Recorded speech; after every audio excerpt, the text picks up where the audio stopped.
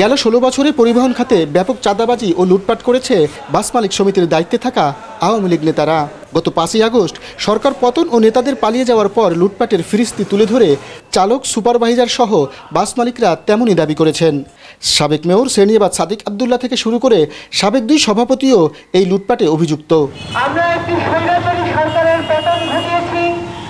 ১ মাস হয়েছে ১৬ বছরের স্বৈরাচার। আগে দূরপাল্লার বাস থেকে ৩৫০ এবং অভ্যন্তরীণ বাস থেকে ১২০ টাকা করে প্রতিদিন মোট লক্ষাধিক টাকা চাঁদা তোলা হতো। নতুল্লাবাদ বাস স্ট্যান্ড থেকে প্রতিদিন গড়ে ৫০০ বড় এবং ছোট বাস যাতায়াত করে। দীর্ঘ ১৬ বছর যাবৎ নেওয়া এসব চাঁদার টাকা কোন খাতে ব্যয় করা হয় তা জানে না চালক, সুপারভাইজাররা। আমরা দিই লাঠিয়াল দিই ৫০, আর আমাদের দিতে হয় আপনারা ৩০০ টাকা দিতে হয়।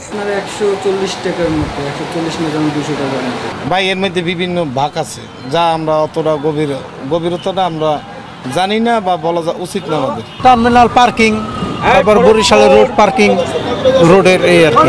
আমাদের চাঁদা হলো ৫০ টাকা, আপনারা জানিয়ে দেখবেন, আর বাইরে আমরা কোনো আদার্স কোনো টাকা নিই না। সাবেক চিফ হুইপ আবুল হাসনাত আবদুল্লাহর বদৌলতে ২০১২ থেকে ২০১৯ এবং ২০২৩ সালের জুন থেকে অক্টোবর পর্যন্ত বাস মালিক সমিতির সভাপতি পদের দায়িত্ব পালন করেন তৎকালীন শ্রমিক লীগের সভাপতি আফতাব হোসেন। দায়িত্ব নেওয়ার পরপরই শুরু হয় অনিয়ম ও জবরদখল। আপনি জোট সরকারের আমলে খবর নিতে পারবেন, গত জোট সরকারের আমলে এরপরেই শুরু হয়েছে এগুলা। এই পর্যন্ত এই চেয়ারে অনেক মানুষ এসে বসছে, সব কিছু নিয়ে গেছে, আপনার ফান্ড জিরো করে রেখে গেছে আপনি মালিক সমিতির। আপনার আমাদের অ্যাকাউন্টে যাই দেখতে পারেন। এরপর গোলাম মাশরেককে ২০২২ মার্চ থেকে ২০২৩ সালের মার্চ মাস পর্যন্ত সভাপতির দায়িত্ব পালনকালে সাবেক মেয়র সেনিয়াবাদ সাদিক আব্দুল্লাহকে একটি বাস এবং কোটায় একটি লাইন দিতে বাধ্য করা হয়, যার বাজার মূল্য কোটি টাকার উপরে। সেই তারা একটা গাড়ি লাগবে বানাইয়া তৈরি করিয়া কোটা দিয়ে তারে স্বীকৃতি দিতে হইবে সদস্য করার জন্য। সবশেষ গত বছরের নভেম্বরে সাবেক মেয়র খোকন আব্দুল্লাহর বদৌলতে দায়িত্ব নেয় মহানগর ছাত্রলীগের সাবেক সাধারণ সম্পাদক, যুবলীগের কেন্দ্রীয় সদস্য অসীম দেওয়ান।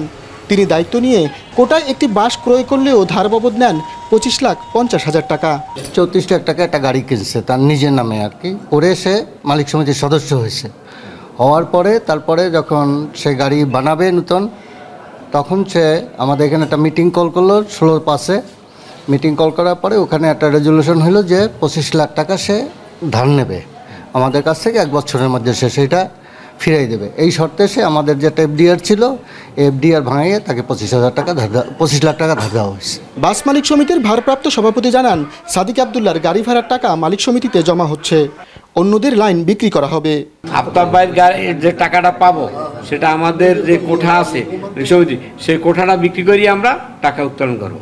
আর সাদেক আব্দুল্লাহ সাহেবের গাড়ি চলতে আছে, আমরা অলরেডি টাকা আমাদের সমিতিতে জমা হইতে আছে। আর অসীম দেওয়ানের গাড়ি এখন থেকে চলাই স্টার্ট করে নাই, তার কোঠা আছে, সে কোঠা বিক্রি করলে আমরা যে টাকা পাবো তার চেয়ে বেশি কোঠা বিক্রি করতে হবে। চাঁদাবাজি আর হবে না বলে জানায় বর্তমান পরিষদ। বিএম কলেজ ছাত্রদের এক সমন্বয়ক জানান, চাঁদা তোলার রেওয়াজ আর থাকবে না।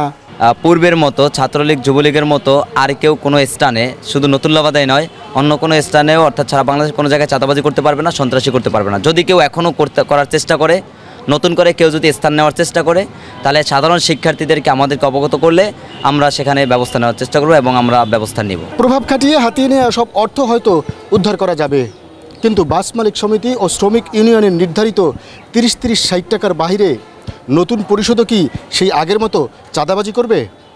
সেটি এখন দেখার বিষয়। শাহিন হাসান, বাংলা ভিশন, বরিশাল।